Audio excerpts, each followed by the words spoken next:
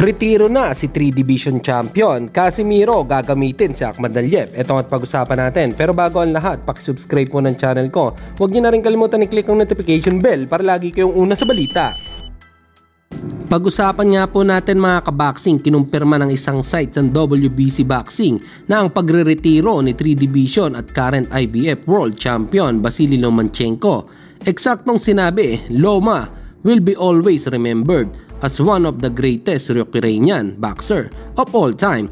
Olympic gold medal winner, he became world champion in only his second professional fight, crowned in the 3-weight division, processing lightning speed, precision, balance, pose, and brilliance.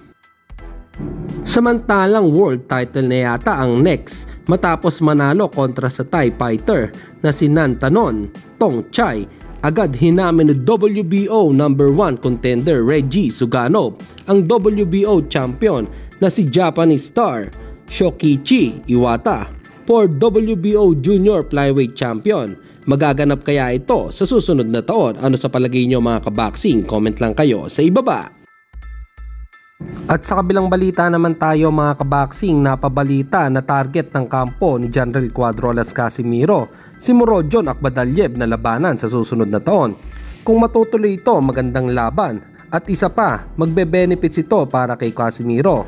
Parang yung tinalo ni Tapale si Akhmadaliev noon at naging tulay para makaharap niya si Japanese monster Naoya Inoue.